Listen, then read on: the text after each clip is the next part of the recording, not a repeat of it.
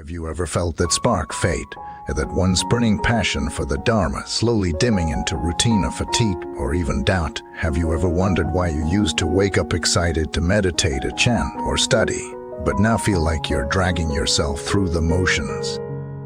Welcome back, dear seekers. I'm honored to walk with you again on this path of truth and awakening. Today we explore something most practitioners are too shy or ashamed to talk about: closing motivation in Buddhist practice. What if I told you it's not your fault? What if your spiritual battery is simply low? Just like a phone can function without energy, your inner path needs recharging too. So if you've ever said to yourself, "Why don't I feel the same connection to Buddhism as I used to?" Or "Why am I feeling numb, stuck, and unmotivated on this path?" then this episode is for you. Let's begin this journey of spiritual recharging. Think back to the first time you discovered Buddhism. Maybe it was after a personal loss, a health crisis, a sudden realization about the suffering of the world. Whatever it was at that moment cracked your heart open and lit a fire inside. You felt inspired. You had purpose. You might have even made powerful vows to chant daily and to help others, and to attend retreats, to live a more awakened life. But over time, something shifted. Maybe life got busy. Maybe the excitement wore off. Maybe no matter how much you prayed or practiced, things in your life didn't seem to improve. And slowly, your once fiery determination turned into a quiet burnout. That's not weakness. That's human nature. So let's dive deep into what drains your Buddhist energy, and more importantly, how to replenish it. Reason 1. The disappearance of the original catalyst. Many people start their spiritual path during a crisis: death, divorce, and illness, heartbreak. These events serve as wake-up calls, forcing us to confront life's impermanence. In that moment, your mind becomes clear, your heart sincere. You vow to change, to grow, to seek peace.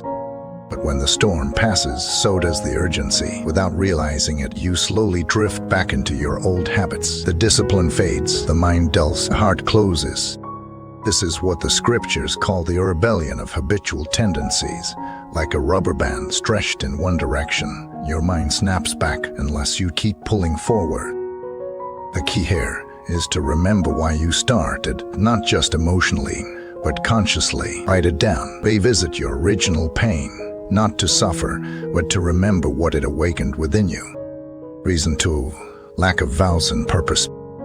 One of the most powerful engines of sustained motivation is vow. Not just "I want to be happy" or "I want peace," but deeper soul-level vows like vow to liberate all beings from suffering, vow to repay the kindness of my parents through practice, vow to awaken fully for the benefit of all life. When your motivation is personal, it's fragile. But when your motivation is universal, it's invincible. You stop practicing for yourself and start practicing as yourself for all others. That changes everything. Reason 3. You've lost your spiritual why. It's easy to fall into spiritual autopilot. Chanting becomes just syllables. Meditation becomes a timer. Temple visits become obligations. And when that happens, you lose connection with the meaning behind the practice. Reignite your why. Ask yourself, why do I chant this mantra? Why do I meditate on this sutra? Why do I bow before this statue? When your why is clear, your how becomes effortless. The moment you see practice as sacred again, you'll stop needing external motivation.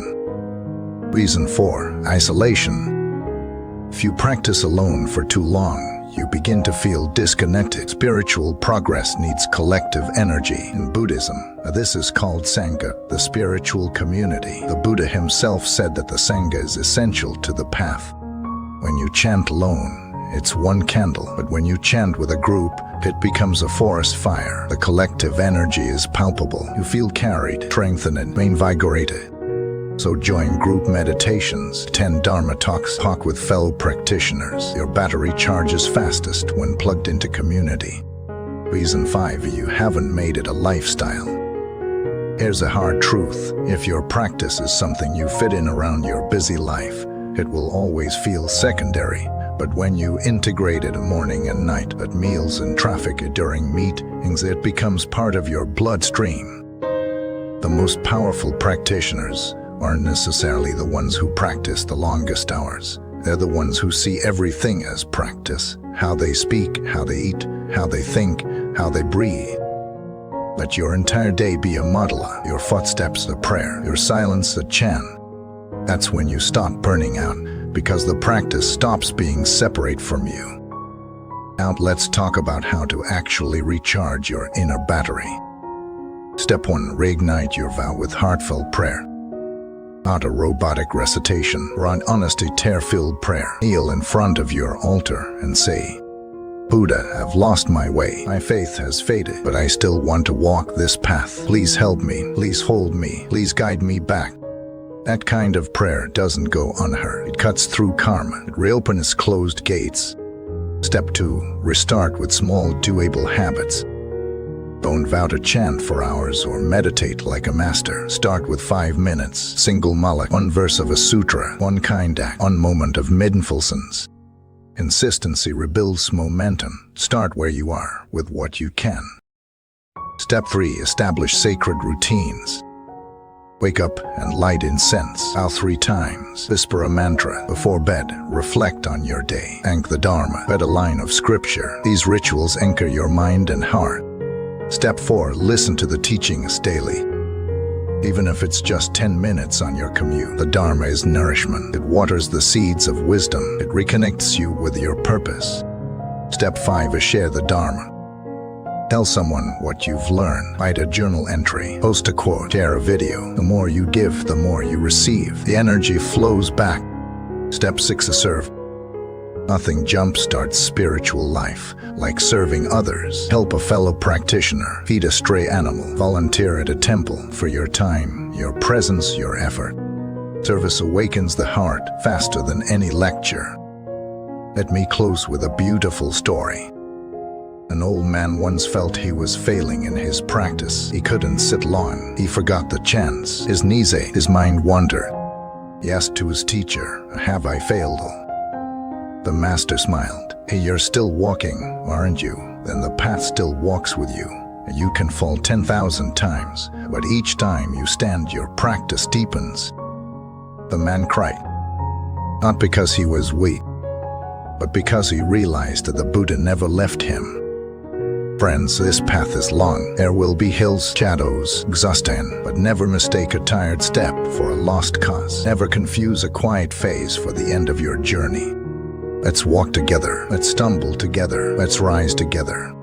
Thank you for watching this video. Please share your story in the comments. Have you lost motivation? What helped you return? Don't forget to subscribe, like, and support this community. We grow brighter together.